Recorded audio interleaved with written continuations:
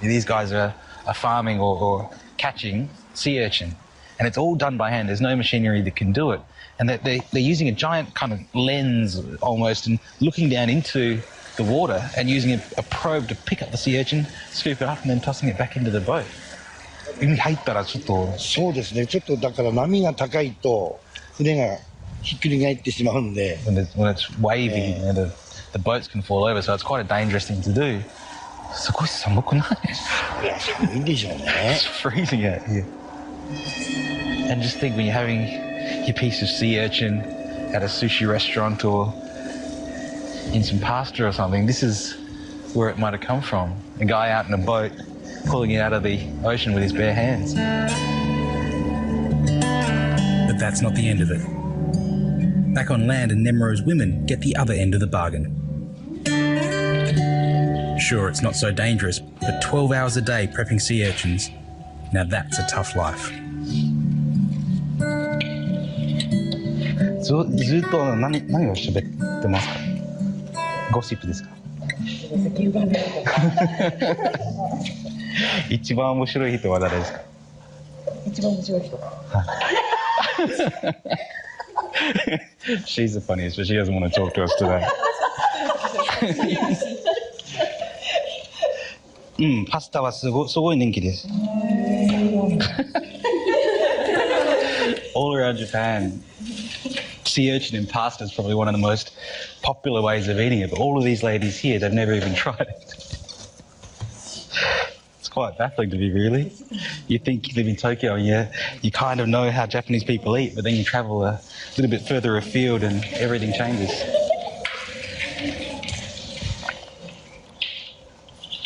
It's beautiful, it's briny, it's creamy, incredibly creamy. Not really fishy, you know, some people don't like sea urchin because it's quite fishy, but when you get it straight out of the animal like this, it's beautiful.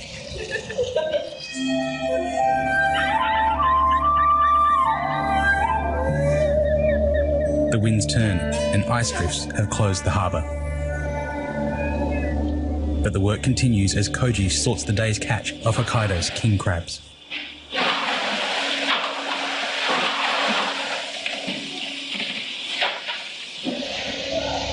Wow! 最大級ですね。Look at this guy. はい、どうぞ。They're pretty powerful too, and I don't want to get too close to those big claws. I reckon you might take a finger off. But they're just gorgeous, and they eat so well. I don't think I'm going to find a pot big enough to cook this sucker, so I might have to ask Shima-san to boil it up for me. The locals prefer to eat their king crab simply boiled in salt water. And when it's this fresh, that's hard to beat. But I'm going to give it a good go. Shima-san's cooked up this beautiful king crab, and in Nemuro, they like to eat it just as it is. But in the rest of Japan, often they eat crab with what's called sambaizu. To make it, it couldn't be easier. The name sambaizu, it comes from the 3 ingredients that go in there and the 3 scoops that go in there too. 3 scoops of rice vinegar,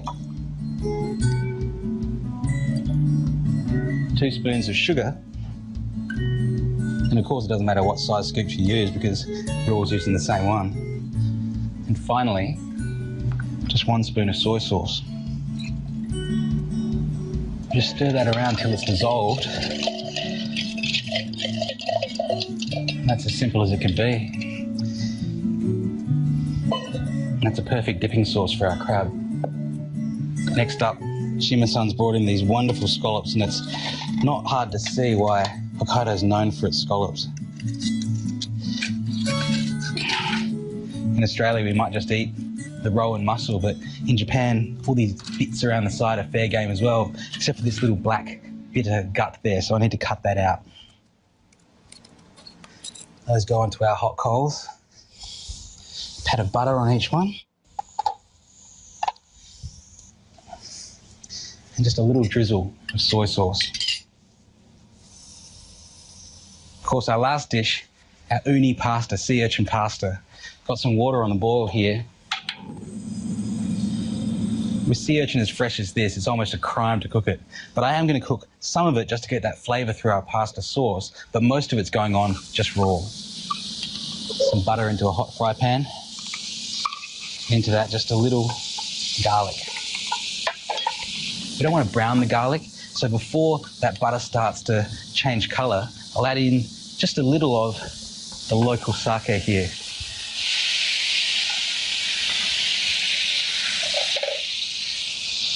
And some Hokkaido cream.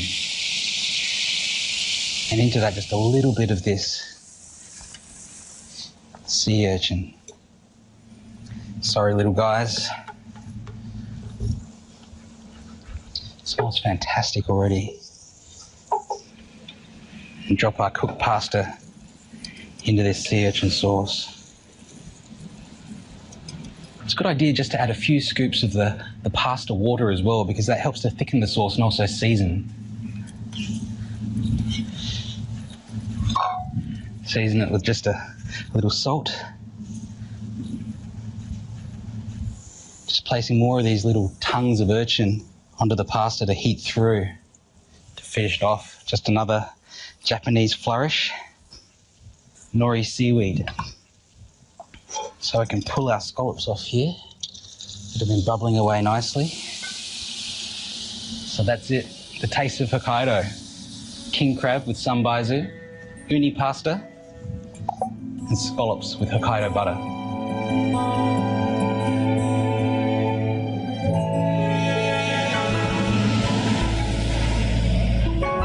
Hokkaido's capital, Sapporo, is a small city with a big reputation. Michelin judges came here in 2012 and left behind Michelin stars for 69 establishments. It's one of Japan's favourite tourist destinations because, let's face it, Japan is a nation of 120 million obsessed food lovers. With an absolute galaxy of Michelin stars in Hokkaido, I could have chosen to go anywhere. But I've come here to a little restaurant run by a couple who have an absolute focus on communication with their diners and the art of hospitality. Their dedication to their art, I think, is at the heart of what makes food wonderful in this country. And it's earned them 2 Michelin stars. The first thing to note is they've opened Kappa Okada on a night off, just so we can film. And incredibly, 2-star chef Yasunori Okada has devised a recipe especially for me. The dish is called hairy crab and sea urchin nori roll with orange ankake. Chef Yasunori starts by gently steaming the sea urchin roe, then allowing it to cool. He removes the flesh from one hairy crab. A shishito pepper is stuffed with shiitake mushroom. Then burdock root, or gobo root, is prepared by shaving and soaking in water for 10 minutes. Now for the sauce. Yasunori segments a sweet, ripe orange and adds it to dashi stock with sake and ishiru. Then he brings it to the boil before adding a thickening agent, kuzu. Yasunori uses a low-gluten plain flour to make a tempura batter. Then, placing the nori seaweed rough side down, he rolls the crab meat and urchin roe into a cylinder. The burdock root is squeezed, mixed with the batter and fried. Then the crab and sea urchin roll is battered and fried, and finally, the stuffed pepper. And when it comes together, it's a beautiful looking dish.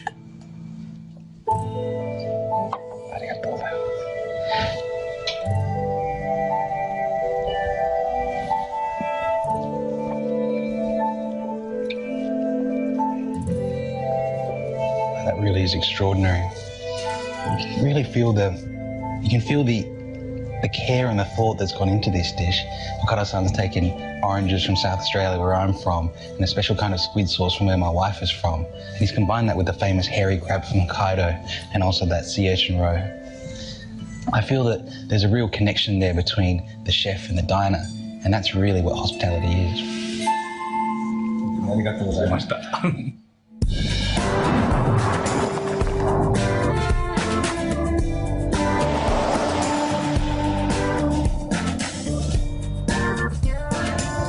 seafood. Hokkaido is also famous for its dairy. And up here there's a cheesecake that's making quite a name for itself around Japan and around Southeast Asia as well. It's run by a couple who are absolutely fascinating, and they're very shrewd business people, but they're not the type of Japanese business people that you and I might expect. Meet Yasuhiko Kaino. He owns and operates Farm Designs, a dairy farm, cafe, and home of the Chocomoo cheesecake.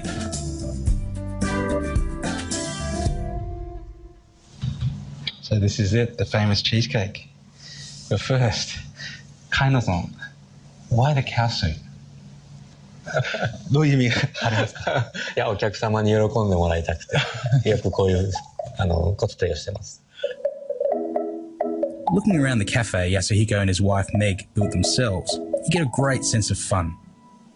And I'm starting to see why this little place in the wilderness has become a success. But of course, the real proof is in the eating. Time to try this cheesecake.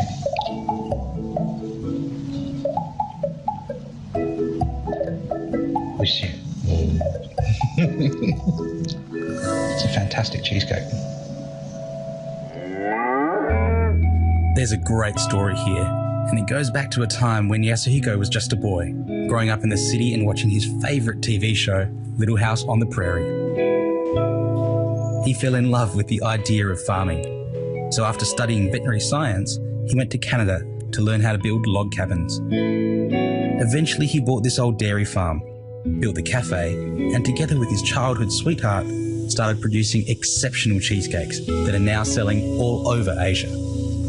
The secret to their success, they say, is all in the milk. 素晴らしい。こんなにクリーミーな牛乳の本当に飲んだことない。甘い。甘い。すごい甘い。Earlier, Kaino-san told me that years ago when he first moved up here, when his first cows stopped milking, rather than having them sent away, he let them die of old age and he built memorials to them out in the woods. And he's the only one that knows where they are. ファームデザインの話はサクセスストーリーですか？それともラブストーリーですか？小さなサクセスストーリーと大きなラブストーリーで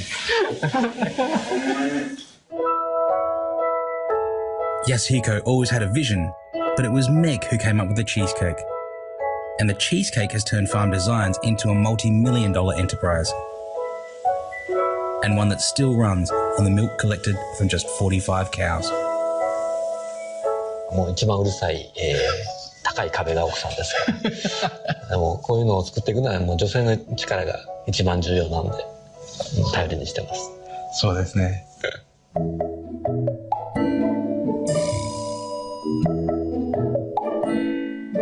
Now we're in the kitchen to find out the secret behind this wonderful Ushi-san cheesecake, or the Chocomoo cheesecake, and of course the driving force behind it all, Mrs. Kaino. Meg-san, どうぞ。はい。The first step is their secret ingredient, homemade milk jam. Simply mix full cream milk with sugar, then reduce. Then Meg makes a ganache with fresh cream and milk chocolate. 旦那さんの牛のコスプレはどう思いますか？ちょっと恥ずかしいですね。A base is made from a mix of crushed black cocoa biscuits with a little melted butter. メグさん、これは大丈夫ですか？下手くそだったら言ってください。ちょっと下手くそです。I didn't do a very good job with that. ものをこうきれいに平らに。Quite the perfectionist. It's got to be absolutely perfect. Meg makes the filling by kneading cream cheese, then gradually adding sugar. She then adds sour cream, 3 eggs, and corn flour to bind. Whisk well and add vanilla extract. And finally, pouring cream is mixed with that milk jam we made earlier. And actually, as you add that in there, you can really see it change the texture. It becomes silky. You can see it coming out the bottom. It's like paint, it's so smooth. That gets poured onto the base. Meg sinks blocks of chocolate ganache into the mix. And now the secret to that fantastic cow pattern. Meg adds some of the filling to the ganache mixture. It really does look sensational. It's so simple in a way, but a really spectacular effect. So after an hour in the oven and a day in the fridge, we have our chocomu cheesecake. Each one's unique and each one's made with love. Kawaii desu ne. ありがとうございます。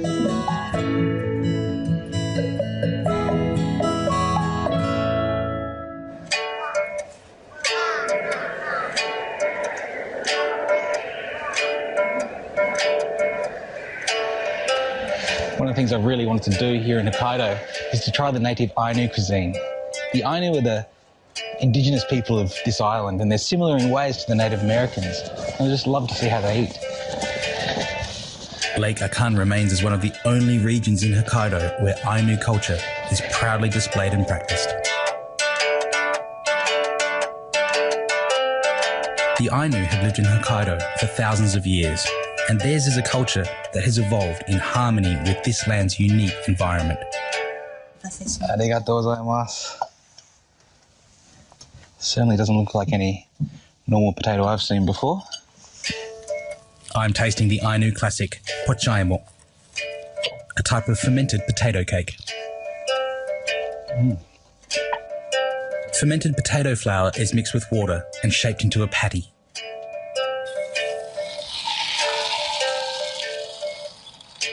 The patty is simply pan-fried in oil and served with butter. And it's really quite unique.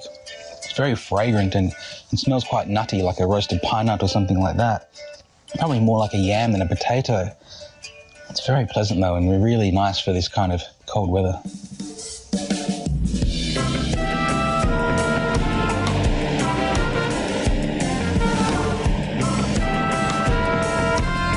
If you're thinking of travelling to Japan, it's far more affordable than it used to be. Long gone are the bad old days of the economic bubble, and in fact tourism is the new boom industry. But like everything in Japan, they do it in their own special way. We're here on top of about 70 centimetres worth of ice. And I'm not much of a fisherman myself, so Hakata-san's here to teach me how to catch these little wakasagi, or the native Japanese pond smelts, that we can hopefully make up into some lunch.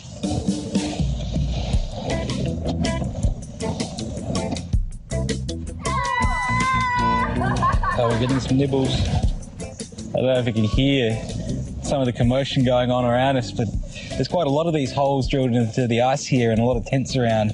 And every time you hear a scream like that, I think someone's caught a fish. So Hakata-san, I heard that your father used to eat these wakasagi raw and sometimes still alive. Have you ever done that?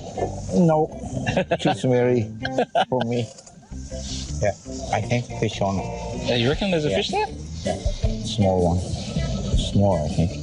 Hey, there we go. See, two of them. 1, 2. Yeah. 2 fish. 2 little wakasagi. Our first catch. Japanese pond smelt wakasagi. Not the best smelling fish in the world, but they are certainly delicious. Now I just need about 15 more of these for lunch. Come on, come on. Yay! 2 more. We caught a few of the wakasagi, the Japanese pond smelt, so this dish is Japanese pond smelts in nambanzu style. These fish are quite fishy. I haven't done anything to them, haven't deboned them, taken the guts out or anything like that. Just washed them in some fresh water, taken off a bit of that fishy smell. But because we're here in Hokkaido, another trick to really get rid of it is a little milk.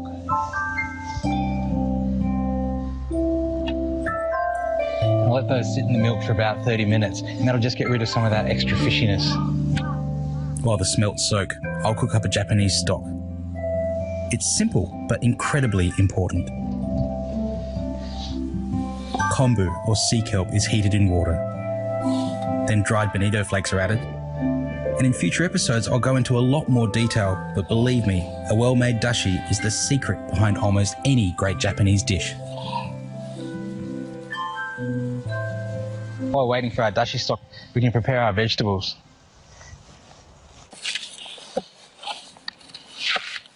cutting the carrot in fine strips, what we would call in English or French a julienne, but in Japanese, sengiri.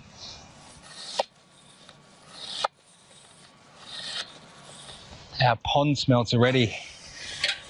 They're all different sizes, but that's what you get when you catch your own fish. While waiting for our oil to come up, we'll make our nambanzu. Namban actually translates to southern barbarian. And this is a technique that's come from the Portuguese that came into Japan down in Nagasaki. But the real secret behind nambanzu are these chilies. And they're grown right here in Hokkaido.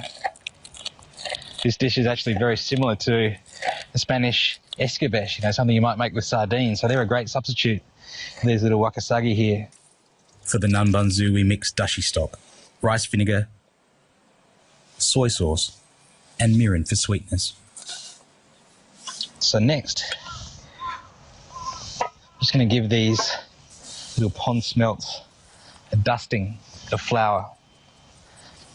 We need our oil at about 170 degrees, so a good way to test them, and a Japanese secret from using these wooden chopsticks, is to put them into the oil, and if small bubbles come off pretty much as soon as you drop them in there, you're at about 170, 180 degrees.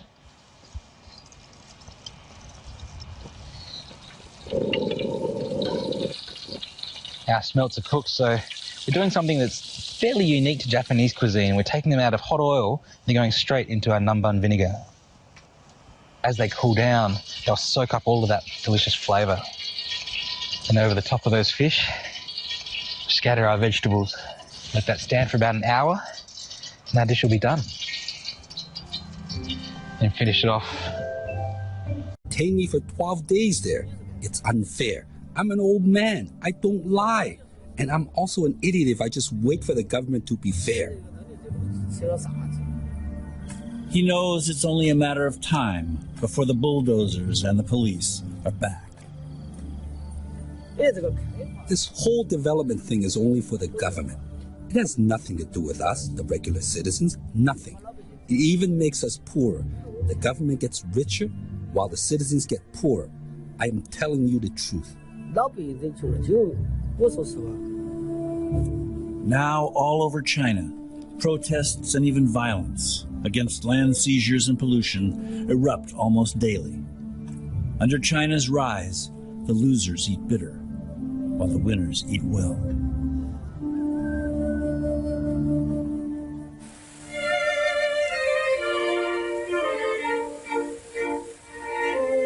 It may look like France, but this chateau is just outside Beijing. Just a few years ago, this was peasant wheat fields. Today, it's a replica of the Chateau Lafite near Paris, along with the gardens of Versailles. A hint of Fontainebleau, with some Roman pillars for good measure. A symbol of what's possible in China today. If you have the money and the appetite. Old Europe is big in New China.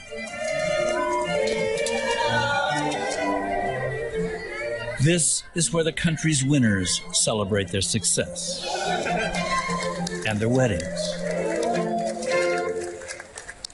On behalf of all your friends at Lenovo International, as well as at IBM, and all of your many, many friends, Raymond, we'd like to wish you a very blissful marriage.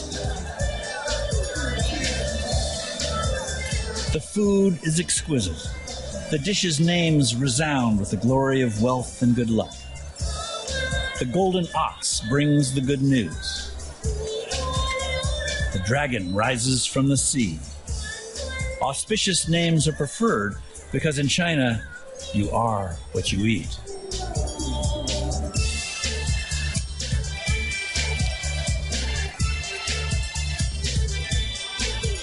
Okay, to Raymond and to his lovely bride, cheers. All the best for software engineer Raymond and Vivian, the programmer.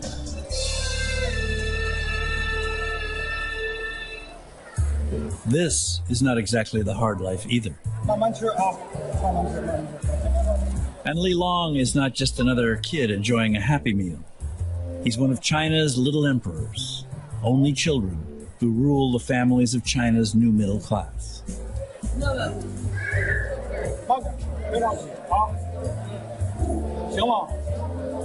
And he is the son of Li Jin, the artist whose greatest passion is food, has succumbed to the cravings of a 6-year-old with a passion for burgers. 让他感觉这件事非常重要，是麦当劳。如果我同意他天天来吃的话，他就不会再吃了。And with less time to eat and more money to spend, urban Chinese make an easy target for Western fast food, even if that means more obesity, more heart disease, and more diabetes. At least Li Jin has managed to limit his son's indulgence to 1 visit a month. 为什么不让？因为害怕我病了。吃麦当劳就能得病啊？炸的这个，一吃炸就得病。那你还喜欢吃啊？你还是喜欢吃啊？回去然后给吃消食了啊。你喜欢吃你爸爸做的饭，还是喜欢吃这个？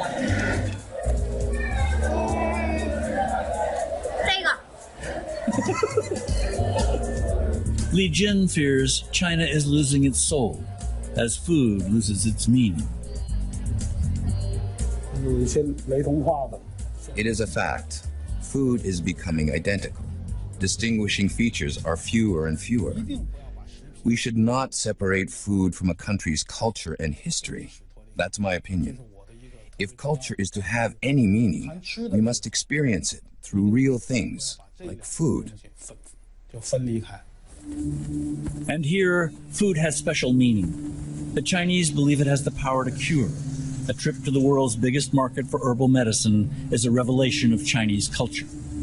For pollution-fighting lawyer Wang Sanfa, it's a reminder of why he helps societies weak and powerless. 咱们这儿有这么大的市场，一个华佗。The visit to the market in Bojo unexpectedly becomes a journey into his past.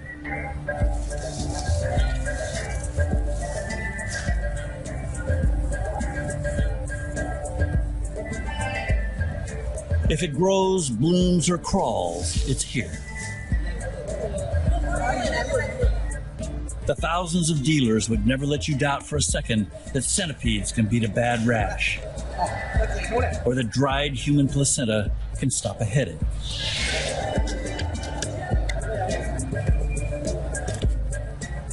还有一个这是那个，在我们那儿叫佐罗号。Wang knows some of the exotic merchandise here only too well.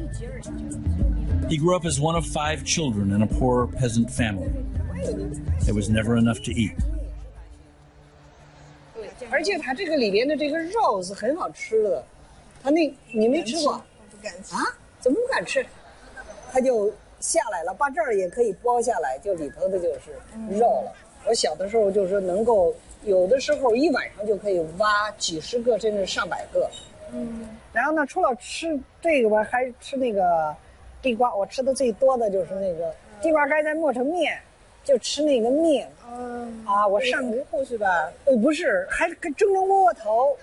甜的可以弄成窝窝头啊！你认为是甜的？我那个上高中的时候吃它，我都把它当药吃，然后就黑的像狗屎似的，那么黑。哎，当时山东那个地方很穷，所以我就基本上是吃那个长大的，很苦。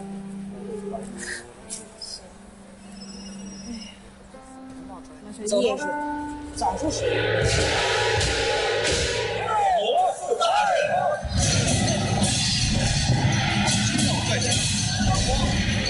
Relief from the bitter struggle against hunger has been a constant dream for China's peasants. For centuries, they've beseeched the powerful river dragon to bring abundance and prosperity.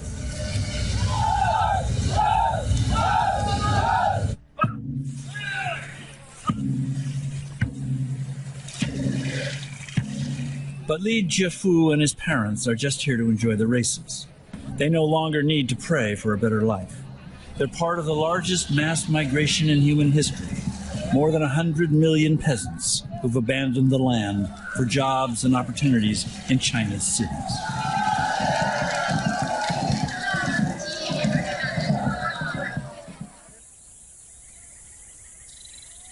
The Li family used to call the Milua Valley home.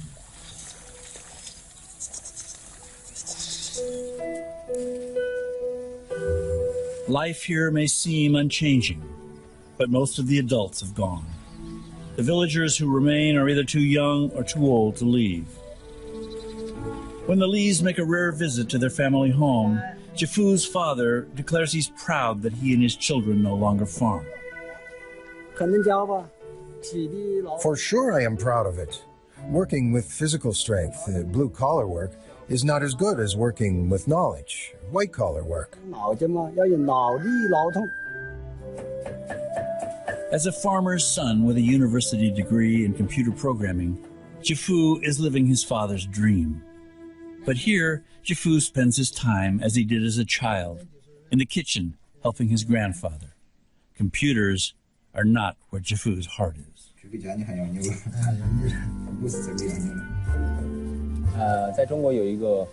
There's a saying in China, food is heaven. Eating is the most important thing in our life. We say this at the dining table. No matter what kind of emergency happens, eat first, deal with it later. Cooking is in Jiafu's blood. His grandfather became the village chef by helping his neighbors cook what little they had during times of hunger.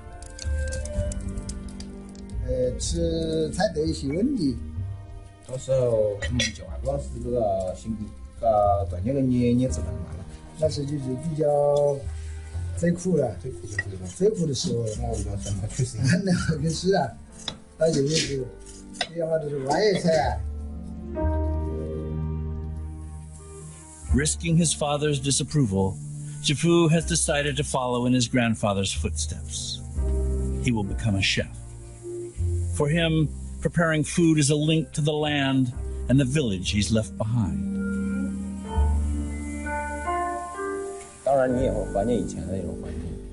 I still miss the old life. When I go back home to visit my grandparents, we celebrate the festivals together. Those times are warm and joyful. I miss those joyful times. It's hard to find this closeness in the city. People there are cold and detached. I worked a lot on Jiafu to get him to give up being a cook, but he told me nothing is more important than food. Finally, I said, if that's your decision, then try your best and do it well. Maybe it is what he was born to do. Jiafu will need more than inborn talent to succeed in a place that takes its cuisine as seriously as China does. He'll have to struggle.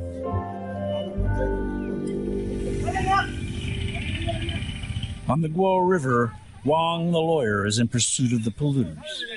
Born in the year of the dog, he has the inborn tenacity of a terrier. He needs it. He and Miss Zhang have traveled to the village closest to the leather tanning factory. The two lawyers must prove that pollution from the factory is killing the fish. Zhang is videotaping evidence to be used in court.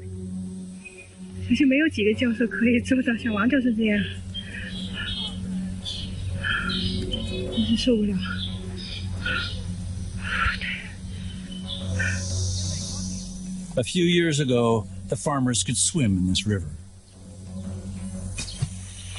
Not anymore.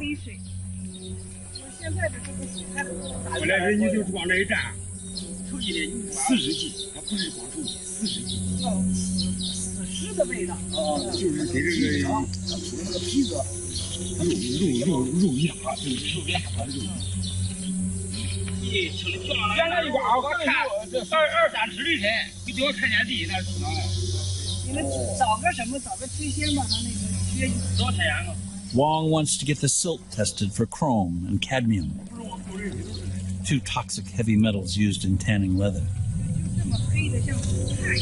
官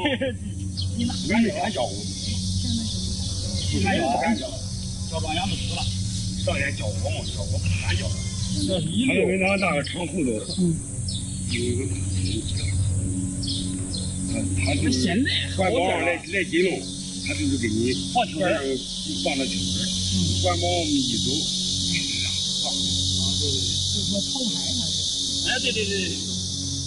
，But Wang and Zhang need hard proof.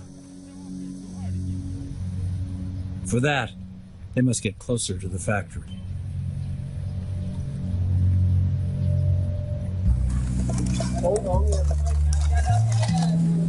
Far to the south, in Guangzhou's fish market, singing chef Johnson Wong is tracking an elusive quarry as well. Something special, something wild and live. But there's a downside to the economic prosperity that's made him